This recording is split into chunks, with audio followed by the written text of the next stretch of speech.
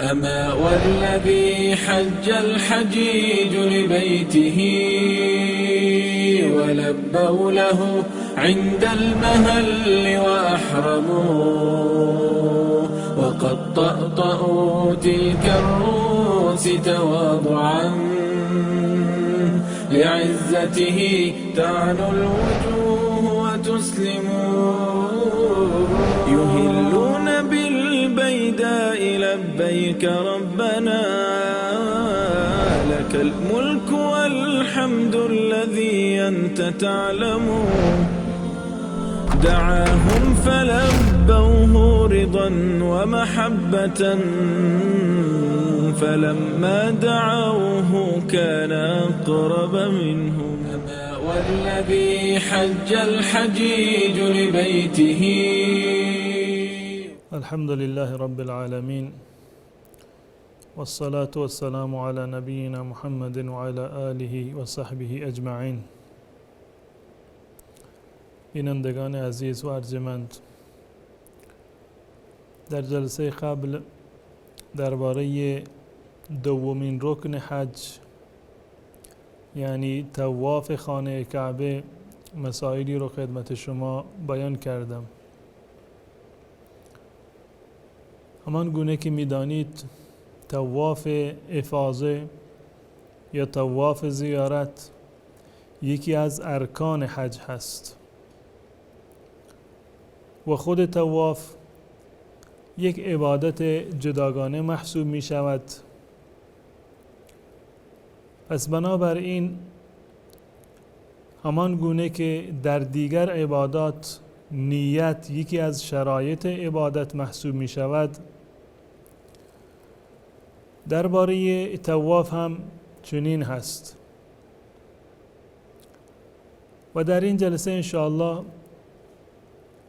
شروط طواف را خدمت شما بیان خواهم کرد که یکی از اساسی ترین شروط طواف یا هر عبادت دیگر نیت هست.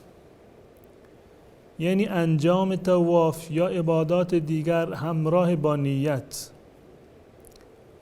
اگر عین همین عمل عبادی را شما بدون نیت انجام بدهید، بدون این که قصد تقرب به بارگاه الله متعال را داشته باشید، اگر این اعمال را انجام بدهید هیچ عبادتی را انجام ندادید، زیرا این اعمال زمانی تبدیل به عبادت و تقرب می شوند که شما این اعمال را همراه با نیت انجام بدهید.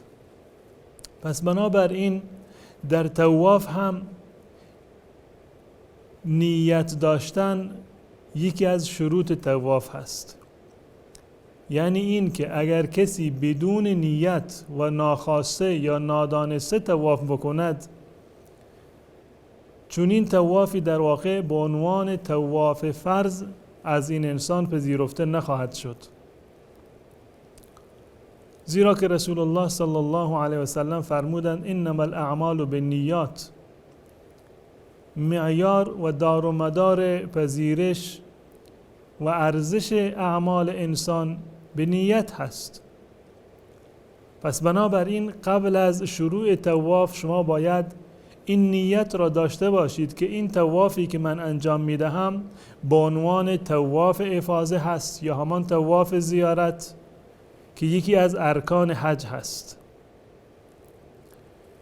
مطلب دیگری که در این زمینه مهم هست طهارت داشتن و پاک بودن در هنگام طواف هست. جمهور علما طهارت و پاکیزگی را و وضو داشتن در هنگام طواف را یکی از شروط طواف می دانند. یعنی این که اگر انسانی در هنگام طواف وضو نداشت، طوافش پذیرفته نخواهد شد.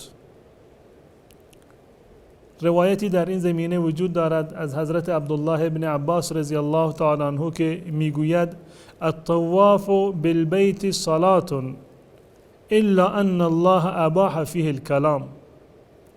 می‌فرماید که طواف خانه کعبه یک نوع نماز هست یا مانند نماز هست، بجز این که الله متعال در طواف سخن گفتن را مباح قرار داده.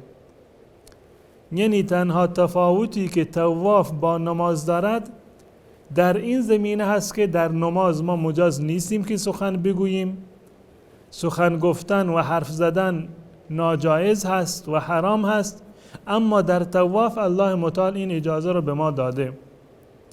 اما در بقیه موارد مانند طهارت، نماز و طواف با همدیگر هیچ گونه تفاوتی را ندارند. این روایت به صورت مرفوع هم ذکر شده، یعنی از زبان رسول الله صلی الله علیه و سلم، منتها آنچه که صحیح است در این زمینه این هست که این روایت گفتار حضرت عبدالله ابن عباس رضی الله تعالی عنه است و فرموده رسول الله صلی الله علیه و سلم نیست. و روایات دیگری در این زمینه وجود دارد که تأکید می‌کنند بر این مطلب که وضو داشتن در هنگام طواف یکی از شروط طواف هست.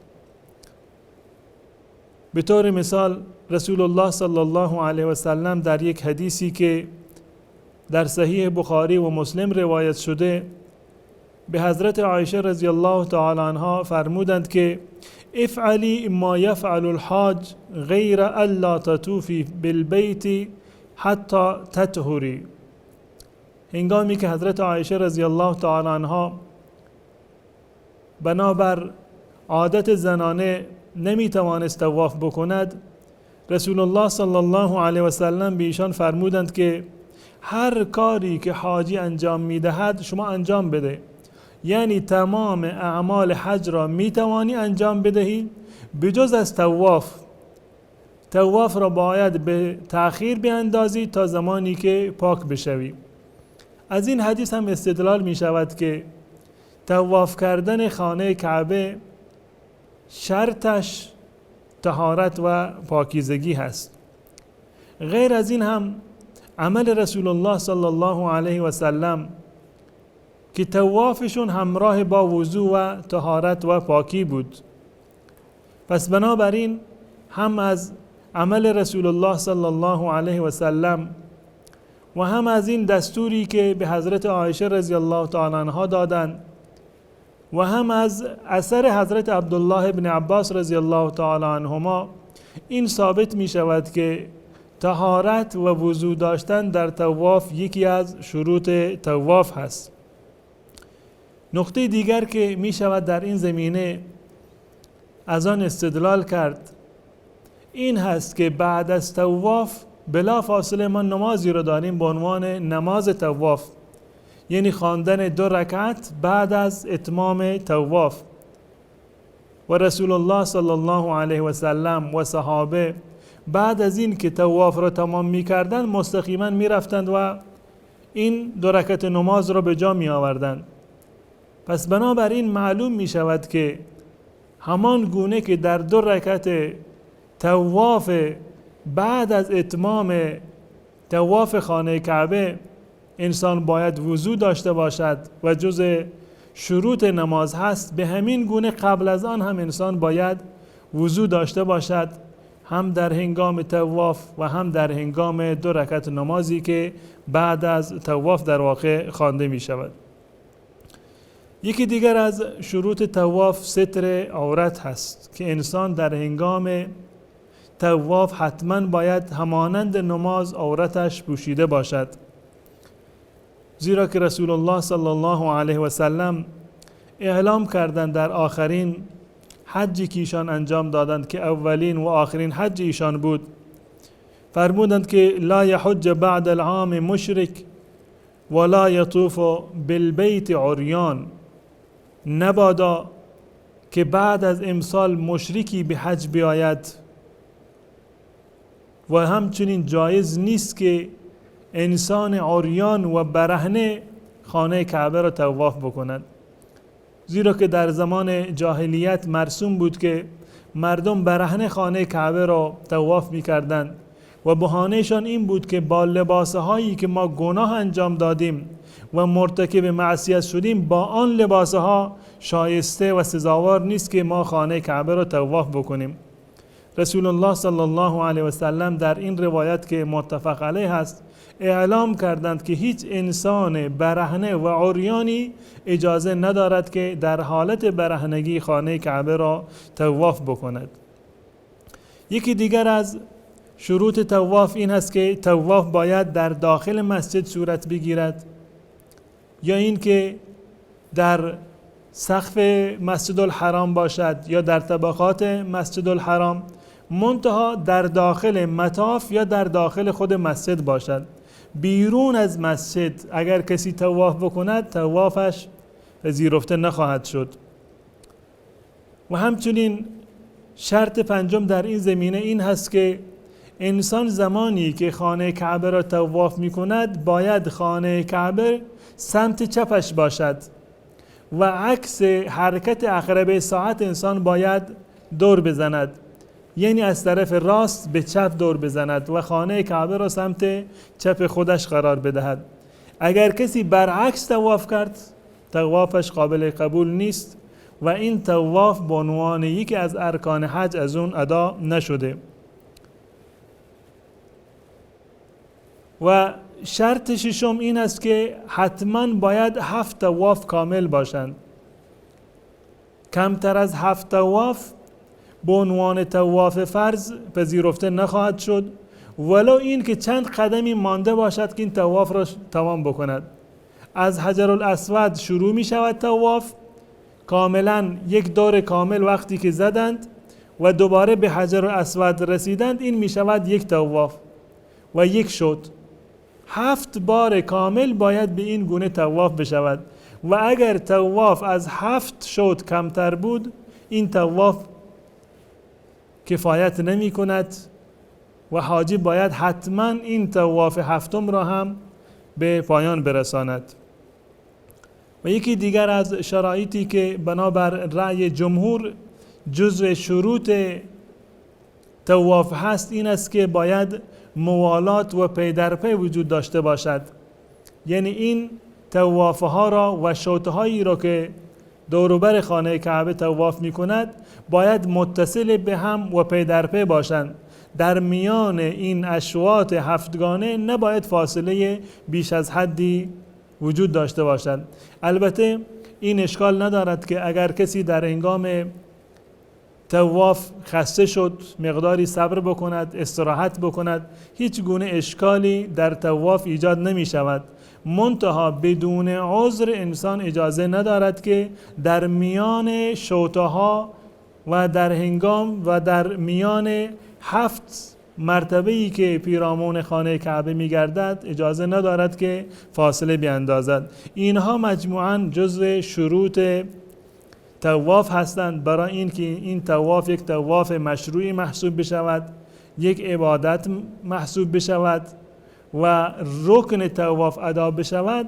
لازم هست که این شروط را باید در نظر داشته باشیم و این شروط باید فراهم باشند. در غیر این صورت این طواف شرعی محسوب نخواهد شد و این طواف کفایت از فرض نخواهد کرد. امیدوار هستم که الله متعال به من و شما توفیق بدهد که تمام اعمال حج خودمان را کامل و بدون هیچ گونه نقصانی انشاءالله انجام بدهیم تا این که به درگاه الله متعال مورد پذیرش قرار بگیرد. تا برنامه دیگر تمام شما را به الله متعال می سپارم. السلام علیکم و رحمت الله و برکاته. أما والذي حج الحجيج لبيته ولبوا له عند المهل وأحرموا وقد طأطأوا تلك الرؤوس تواضعا